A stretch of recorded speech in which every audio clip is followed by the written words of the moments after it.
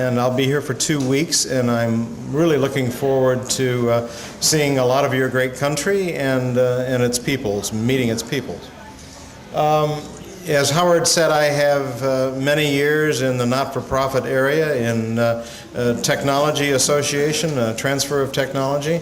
I also started off in education. Before that, I was working on a degree in architecture, so I've got a long career of interest in wood as a material. And so my presentation is going to try to sort of tie together some of the problems and challenges that a wood culture has in the areas of research and education. And in order to do that, what I would like to do is to get this to work. There we go. Last year in Harbin, Dr. Rosen gave a very good presentation on the importance of wood in the culture of North America. I apologize to anybody who might be from Mexico in this audience. I don't think we do have any. But when I talk about North America in my talk, I am going to unfortunately be talking mostly about US and Canada. Let's just very quickly review several things that happened in the early part of the establishment of the United States and Canada. And that was, of course, heavily influenced by the immigration of settlers from Europe. And of course, when they came to the United States and to Canada, approximately 60% of the land was forested in the U.S. Where they landed, however, on the east coast of the U.S., almost 100% of the land that they encountered when they first landed was forested. And so in order to be able to build shelters and to grow crops, they had to cut the trees. They used the trees for shelter. They used them for firewood to heat their shelters and fences. And so from the very early times when the settlers, not early times in relation to China. Your history goes back a long, long ways before our history. But in the early times of the US and Canada, wood played a very, very important role and still continues today to play a very important role. We certainly in North America are a wood-based culture. Railroads had an extremely important role in the use of wood. As the settlers expanded to the west and the country began to industrialize, the railroads used tremendous amounts of wood. North America, and again I'm saying US and Canada, actually is blessed with the largest volume of commercial timber resources in the world, second only to Russia. And on top of that, as a wood culture, whether we like it or not, because maybe we consume too much, but the United States, individuals in the United States consume nearly 4 times as much wood per capita as the world average. So we're not only a country based in wood culture, we are also a significant consumer. Now, you would think that with all of that, that we would have started very early on with an educational program related to wood, and we would have started very early on in research. Actually, neither of these are the fact. What I'm going to try to cover here are brief highlights of the history of research and development, and information transfer, and then talk a little bit about research and development funding, sources and problems, and education in wood science and technology. If you look at the history of wood used as a material, obviously it's thousands of years. But when you look at what we when we began to actually do mechanical testing on wood to understand something about the basic mechanical properties of wood, the first historical evidence that we have of that type of testing was done by the U.S. Army Ordnance in 1881. I mean, that's only, just over 100 years. So it's been very recently that we've started to study wood as a material. The first published descriptions of wood, actually, were done by a botanist at Harvard in 1884. Basic research in timber physics started in 1884. And the first textbook that had anything to do with wood, called An Elementary Discussion of Characteristics and Properties of Wood, actually was done within the Department of Agriculture in the U.S. By the way, that's not 1985, that's 1885. I apologize for that mistake. In the first 16 years, from 1900 to 1916 up to World War I, we began to establish in North America a number of forestry and wood products programs at a number of different universities that I've listed up here. And also, at that same time, in 1910, the USDA, U.S. Department of Agriculture, Forest Products Lab in Madison, Wisconsin, was established.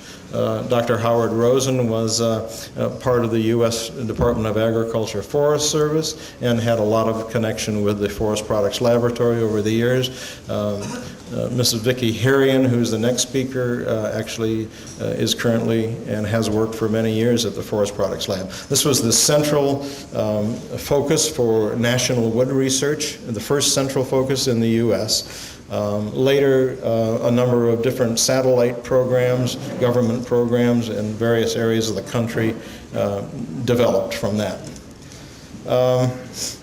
During that same period of time, some of the first studies on wood-moisture relations, really beginning to understand what happens to wood when you dry it, what the fiber saturation point means in terms of wood properties.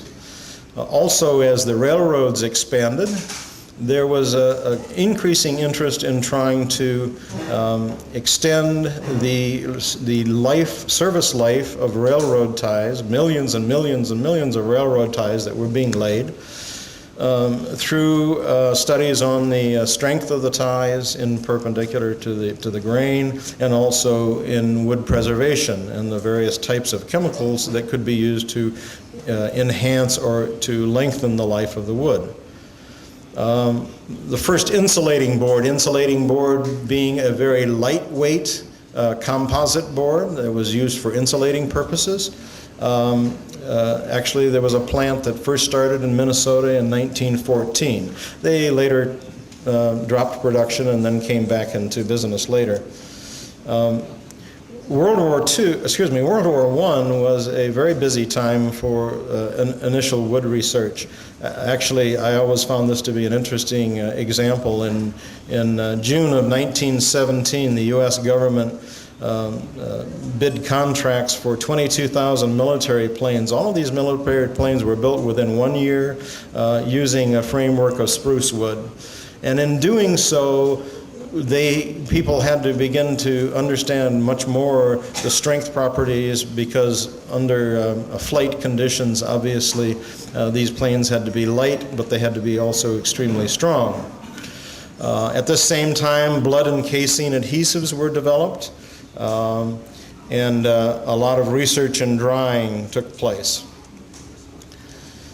In the period from 1921 to 1929, further research was done in improved performance of softwoods in construction. The first water-resistant adhesives and glued laminated timbers began to enter the commercial market in North America.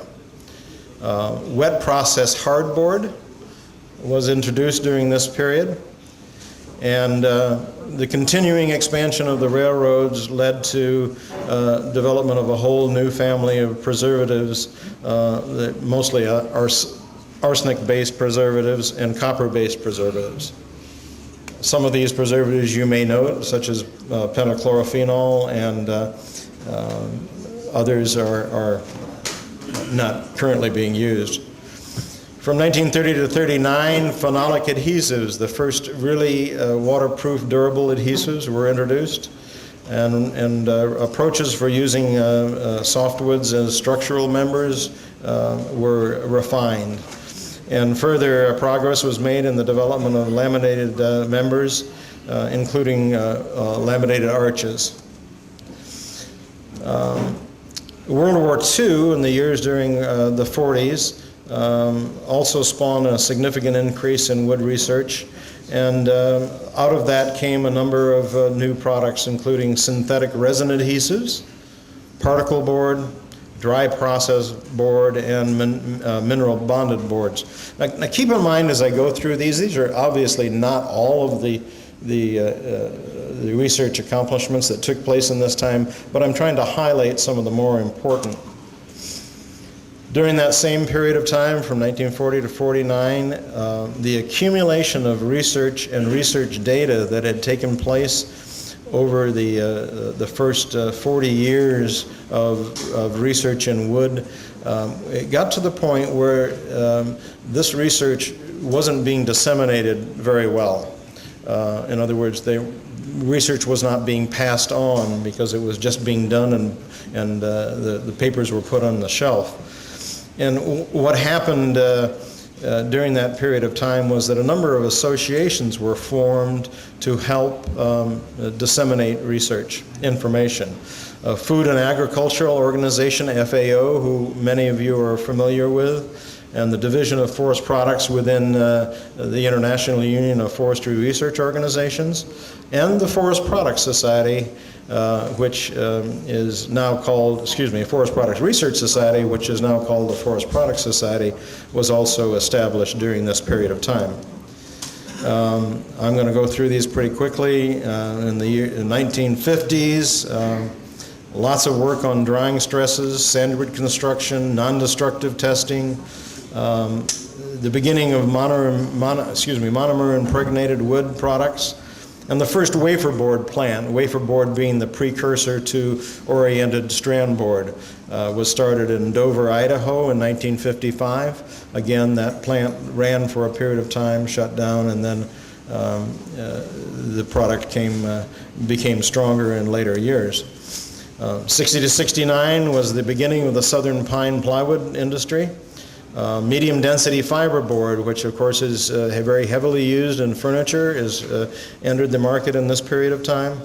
Machine stress rating systems began to become commercialized, and there was a lot of work in basic polymer science, understanding the mechanical behavior of wood, especially under high temperatures and long load durations.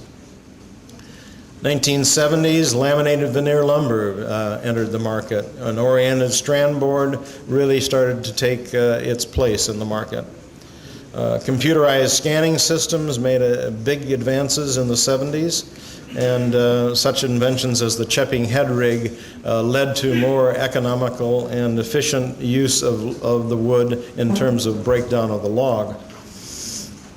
In the 80s, I would sort of classify the 80s as being a time where we began to have the first pangs and understanding of the environmental consequences of wood use in our wood culture. And it spurred a search for wood preservatives that were more user-friendly and environmentally friendly, and a search for much more efficient use of wood. It wasn't that many years ago that only 50% of the log actually ended up being converted, some 30 or 40 years ago, whereas now almost 100% is statistical process control systems entered the market, and parallel strand lumber was one of the first unique products that came out in the 80s. The 90s, I would say probably recycling was one of the most important things that came along in the 90s in North America. And of course the development of new wood fiber and wood fiber plastic composites, which have now entered especially the deck market, exterior deck market, to a great degree in North America. And these are combinations of wood fiber and recyclable plastic. Today, I would say maybe life cycle analysis is certainly coming to the forefront.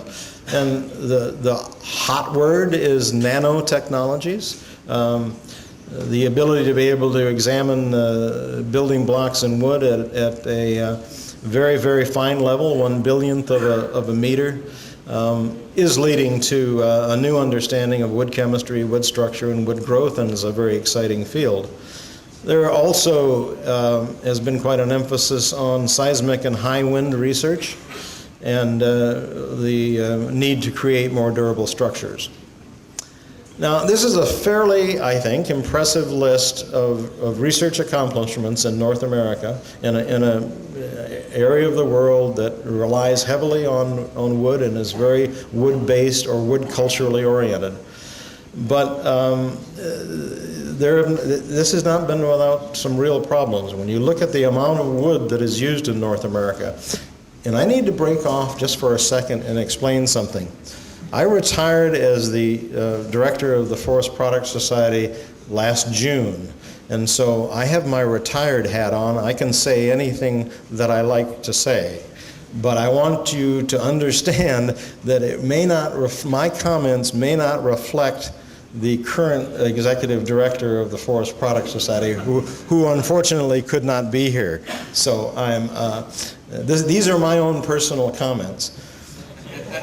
Over my 40-year career with the Forest Products Society, I came to understand that there were significant problems with the dissemination of technical information and with the generation of technical information within North America. And I wanted to spend just a few minutes talking about what some of those problems are. In North America, we have three basic groups that get involved in wood research. There's the government sector, which it can either be state funded by the states or federally funded or provinces in Canada. There's academic research that is done at universities and colleges.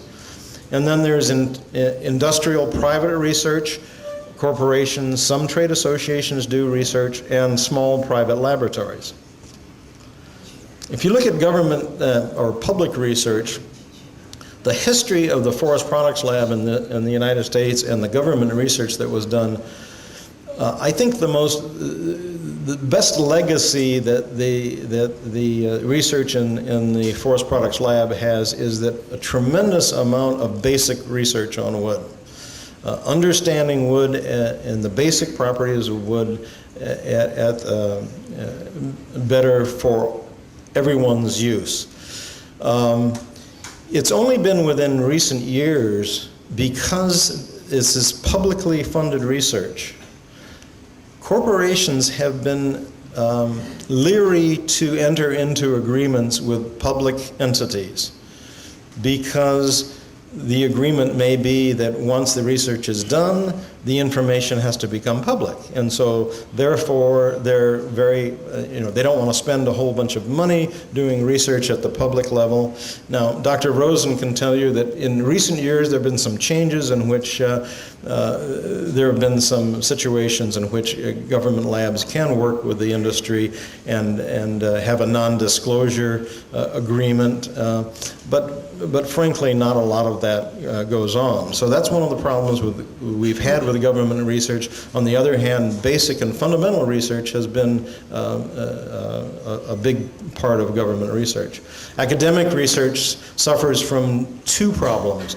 One is the problem of the ability to have the laboratory facilities necessary to do the research, and also some academic universities also are publicly funded, so they need to be careful about doing private research. And secondly, in the academic area, we are losing academic programs, so in North America. We don't have as many as we used to. So it's a smaller group of organizations that can do research. When we look at industry research within North America, if you try to average what the annual expenditure, research expenditure in the wood industry has been over the years related to other materials industry, steel, concrete, plastics, whatever. We, in the wood industry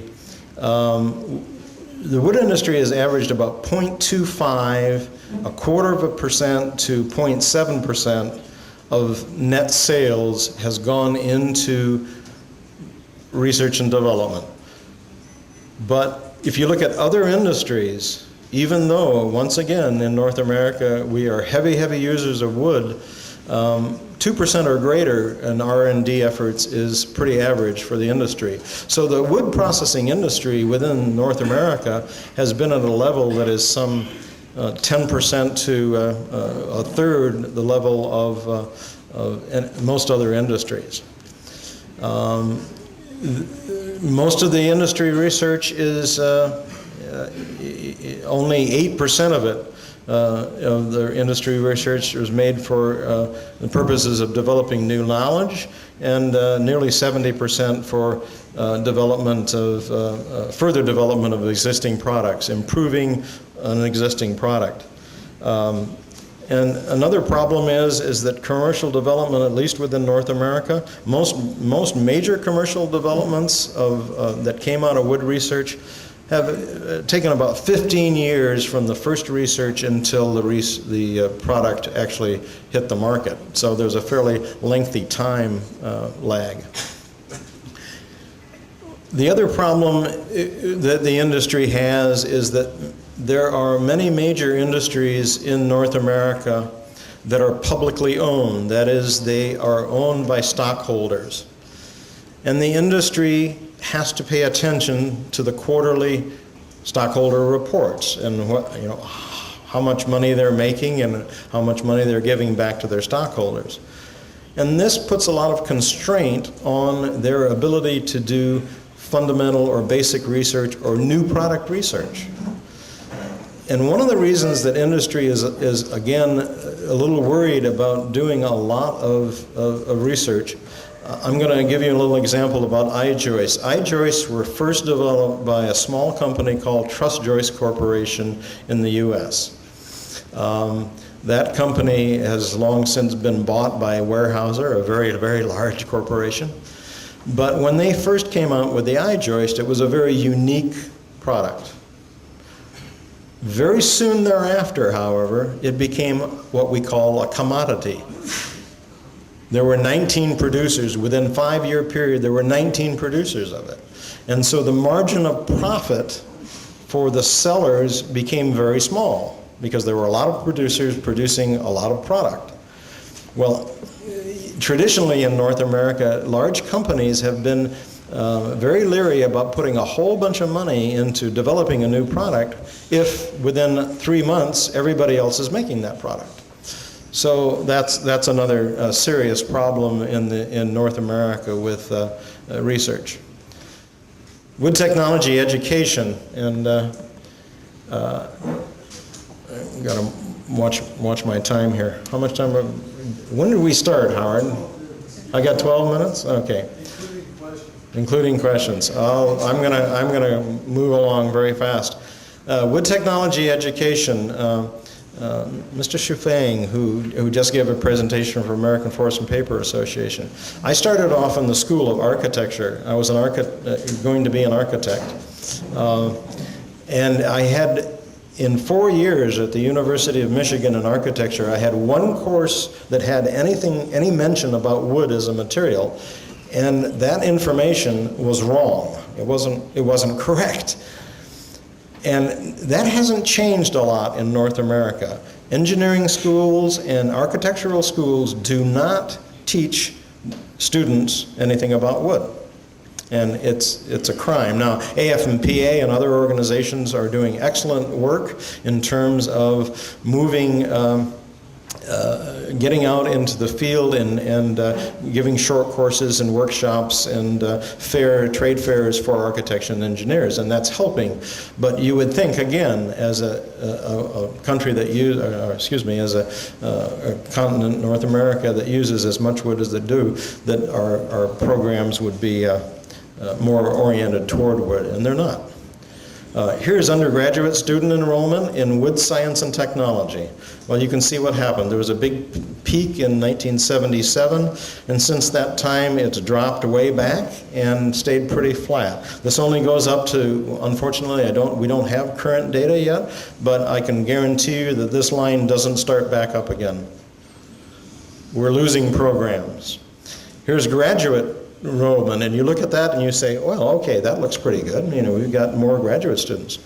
Interesting fact is 70% of the graduate students in North America in wood are not from North America.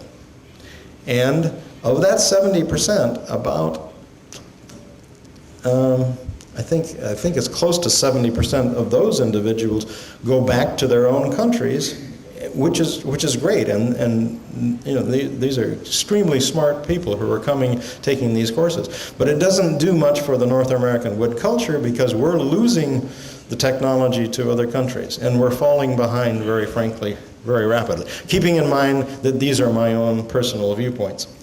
Wood science and technology programs, the programs themselves, you can see this line has started down since 1988, and it's continuing down. And some of the programs that we have now, we might have 5 students in a program. Well, those programs aren't going to last because the university looks at them, they look at the resources that they're putting into them, and they say no. This part of the presentation I'm going to go through extremely quickly, and I may even quit halfway through. This is about the Forest Products Society. You can go on the website at www.forestprod.org, and if you don't know anything about the Forest Products Society, you can get this information, so I'm not going to spend a lot of time on it. Here's the vision statement of the Society. The Society is an international organization, but very frankly, most of the members do come from North America.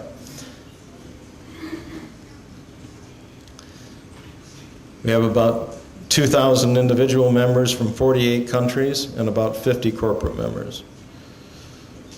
4 basic periodicals are produced by the Society: Forest Products Journal, Wood Design Focus, Journal of Forest Products Business Research, and the International Journal of Forest Engineering, which is the newest of those publications. We've published more than 200 conference proceedings and other special publications over the life of the Society, which started in 1948. And we're adding 5 to 7 of those each year. So it is certainly a good source of technical information. Lots of conferences. Here's the website information. Be happy to talk to any of you about that after my talk. We do have an interactive library in which members can use and for free. And there are now close to 10,000 citations or articles on that library. Thank you very much. That's my presentation. I did check with somebody to see if what I put up there was correct. Is it correct? Is it? Okay, thank you very much. I was afraid that maybe I was saying something that I shouldn't be saying. I'm Chen Xiaoqian from TNC Beijing office.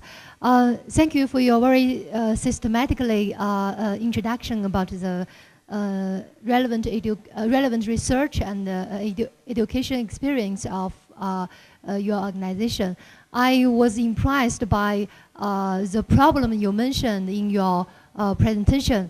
That is, so far, seems some big companies, they are reluctant to invest much money on some new technology development, as you mentioned in your PPT. So, but I think that we knew that the high technology, the creation of the high technology is kind of the supporting efforts for the industry development. So I would like to ask you, do you think there are any instrument can be used to catalyze or promote those big companies to invest more money on the high technology research and development? Thank you very much. Yeah, and it's a very good question. And my answer to that is, I don't have the answer to that. For 40 years, I struggled with the answer to that, trying to understand better how we could. Now, keep in mind, the large companies do buy technologies that some private laboratories and others generate, but they buy them up, but they don't spend a lot of money on them. It's certainly, this whole business of being a public corporation owned by stockholders has slowed down the advancement of technology in North America. I don't think there's any question about that.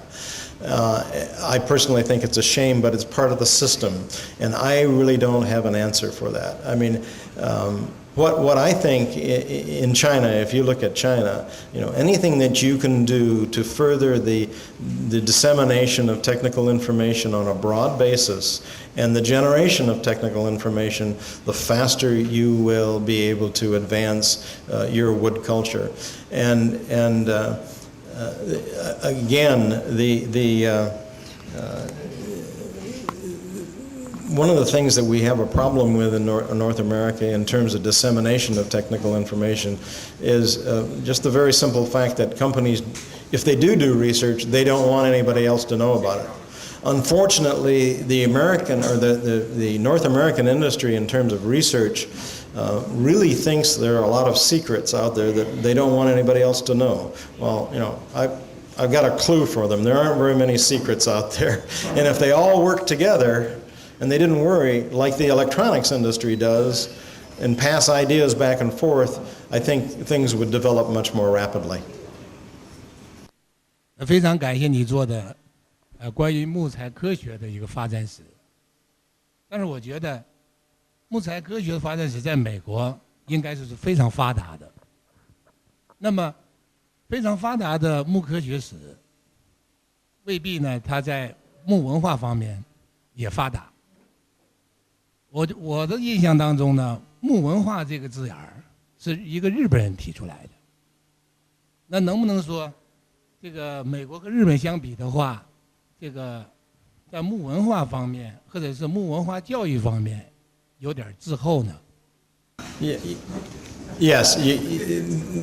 Did everybody get that? I mean, that was basically a comment about Japanese wood culture and the comparison between Japan and North America. There's no question about the fact that the Japanese wood culture is much deeper, much more ingrained, much more interested in wood than North America. Even though we have tremendous forest resources and use a ton of wood. But you're absolutely correct. Absolutely correct. Well, you talk about enrollment decline, and obviously, I mean, they have a lot of implication for the membership decline, both with Forest Products Society and SWST, as we discussed last year, and obviously, I think this is a place probably and has a great potential for new membership, and look at just this university, and we got over 20,000.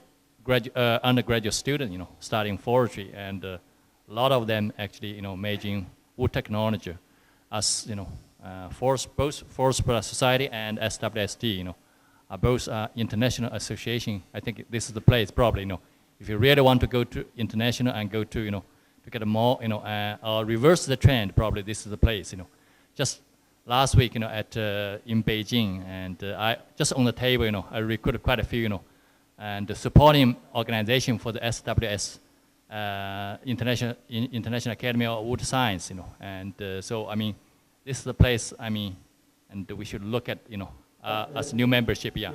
Absolutely, and the fact of the matter is, I didn't give you any specific figures as when I showed you those graphs. You could have probably read them off the graphs, but we only have total enrollment, undergraduate and graduate in North America, about 500 students total.